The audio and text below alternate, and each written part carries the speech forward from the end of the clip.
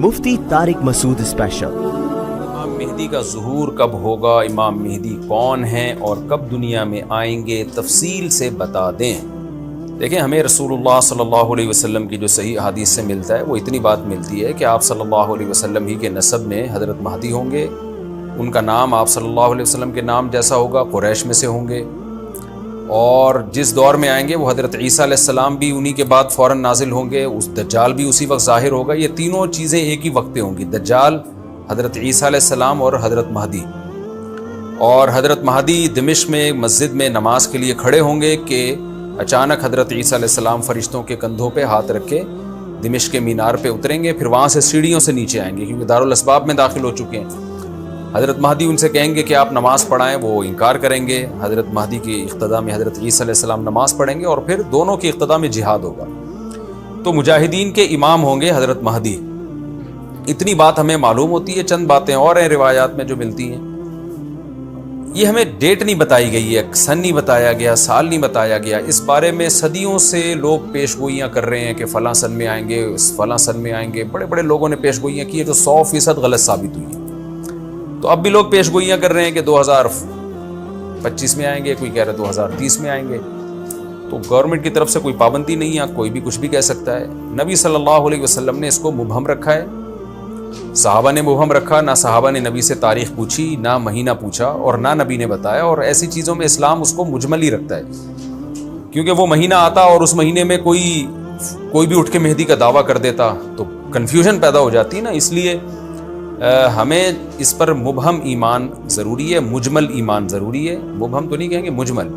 मुजमल का मतलब तफसील हमें मालूम नहीं है, बस हमें पता है कि एक वक्त आने वाला है क़ुर्ब क़यामत में कि हदीस में आता है खुरासान से एक लश्कर उठेगा और अल्लाह उसको फ़तह अता फरमाएंगे। हदीस में आता है कि मुजाहिदीन लड़ेंगे और इतनी बड़ी जंग होगी कि आप सल्लल्लाहु अलैहि वसल्लम ने फरमाया कि 1/3 मुजाहिदीन उसमें जो लड़ने वाले होंगे वो शहीद हो जाएंगे, जो उस वक्त के सबसे अफजल तरीन शुहदा होंगे।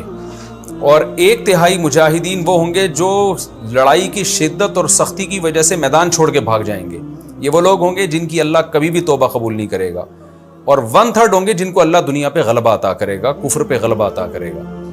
तो ये उस वक्त फिर हज़रत महदी की क़यादत में जिहाद होगा और पूरी दुनिया में अमन क़ायम हो जाएगा। हज़रत ईसा इब्न मरियम भी उसी वक्त नाजिल होंगे, दज्जाल को क़त्ल करेंगे। और एक और दफ़ा, यानी एक दफ़ा तो इस्लाम दुनिया में गालिब आ चुका है, तो एक और दफ़ा इस्लाम हज़रत महदी, हज़रत ईसा इब्न मरियम के ज़रिए पूरी दुनिया में गालिब आ जाएगा और हर तरफ खैर ही खैर होगी।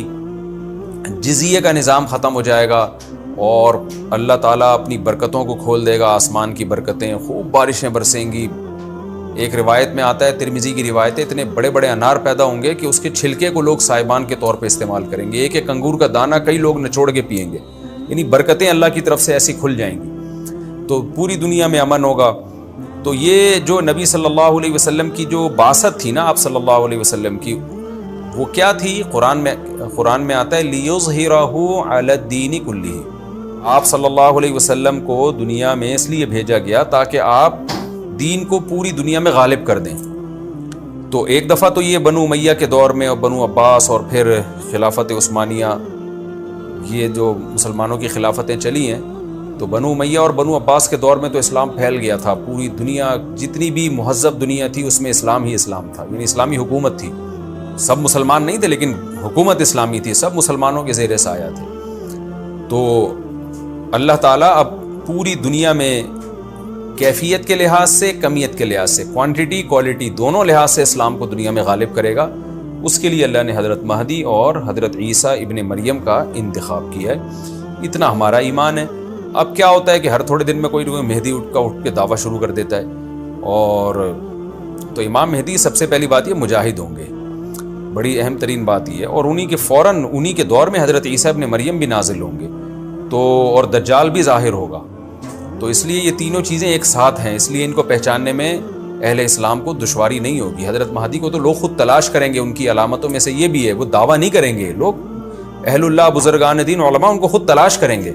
आज लोग खुद दावा कर रहे होते हैं हज़रत मेहदी हैं, मैं हज़रत मेहदी हूँ, तो वो दावा जो करेगा इसका मतलब वो तो हो ही नहीं सकता। तो इसलिए हमें इस टॉपिक को ख़त्म कर देना चाहिए इस सेंस में کہ اس سینس میں ختم کر دینا چاہیے کہ جو دعوے کر رہے ہیں نا کہ کل آ رہے ہیں، پرسوں آ رہے ہیں، فلاں سن میں آ رہے ہیں، اس سینس میں اس ٹاپک کو ہمیں ختم کر دینا چاہیے. ہاں جتنا احادیث میں ہے اس کو بیان کرنا چاہیے.